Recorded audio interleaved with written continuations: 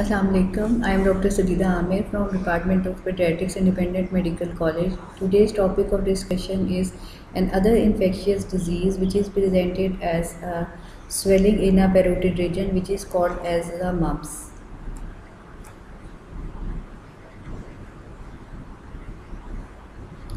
Mumps is highly contagious viral infection, and this virus belongs to paramyxovirus group. It is characterized by unilateral or bilateral swelling of the glands, usually involves the parotid glands. Submaxillary and submandibular glands can be involved, but without parotid involvement is rare. It may involve nerve, meninges, pancreas, and the gonads. It is usually disease of childhood. Mumps may also affect adults. In such cases, there is a greater tendency for the complications to develop. Incubation period is 2 to 3 weeks.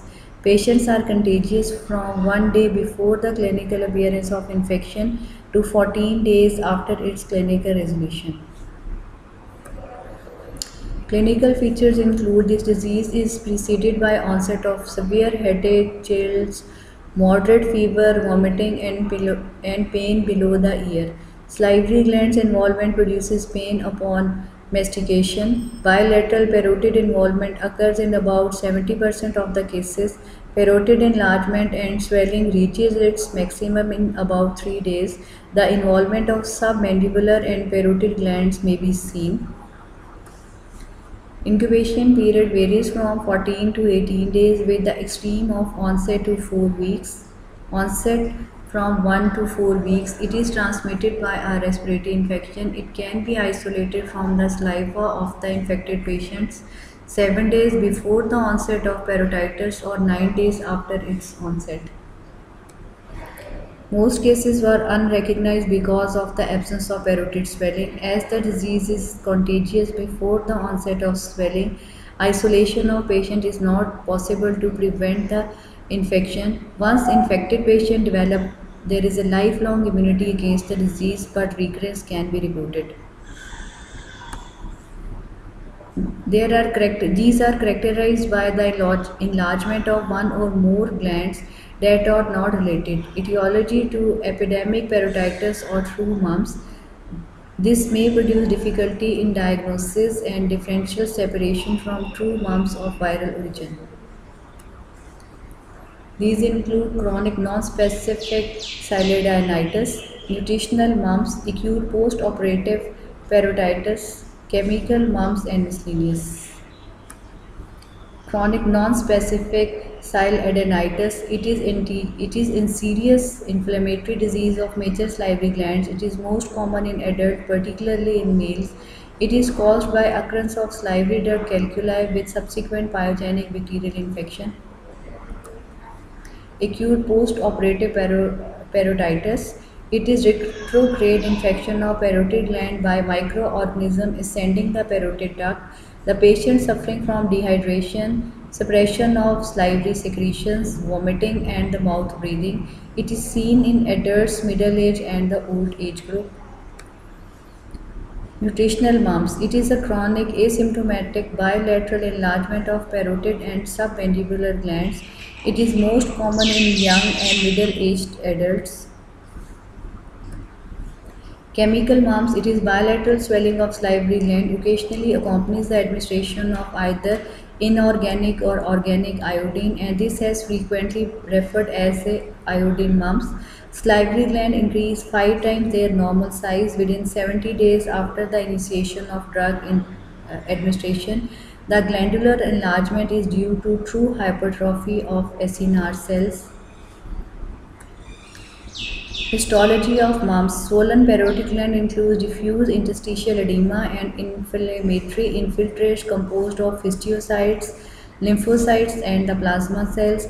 This infiltrate may compress the acinin and the ducts, and exudate may also spill into the epithelial layer. Other organ may be affected. The salivary glands are swollen or not. Once transmitted through droplet nuclei or saliva, It starts replicating in the respiratory epithelium. It spreads to local lymph nodes and subsequently develop viremia. The affected area shows perivesicular and interstitial mononuclear cell infiltrates with edema.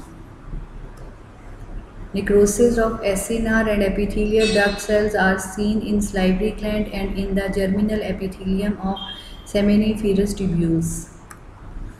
Differential diagnosis. It should be differentiated from other parotid swellings caused by influenza, parainfluenza, Coxsackie, HIV, and cytomegalovirus and pleomorphic adenoma. Diagnosis of mumps can be made easily from the clinical presentation when the infection is occurring in an epidemic fashion.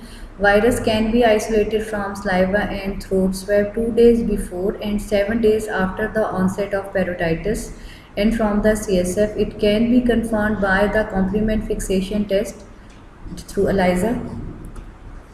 Serum amylase is elevated in both parotitis and pancreatitis. Other organs of the body may be affected as a complication of the disease. These include the testes, ovaries, pancreas, mammary glands, and occasionally the prostate, epididymitis, and the heart. When mumps involve the adult male, orchitis is a great danger and ensures in approximately 20% of the cases.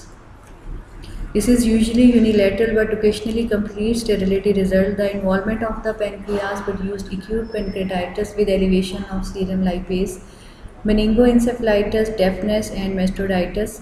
Rare complications like nerve deafness, facial paralysis, cerebral ataxia, and encephalitis have also been reported. When occur in the first trimester of pregnancy, it may result in abortion.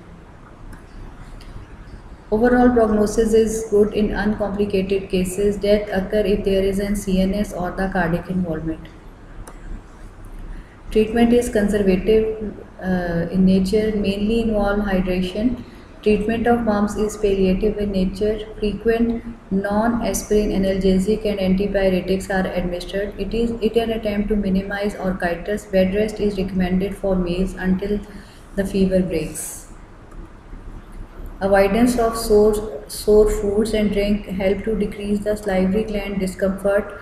As with measles and rubella, the best results come from prior vaccination, thereby preventing the infection. Thank you.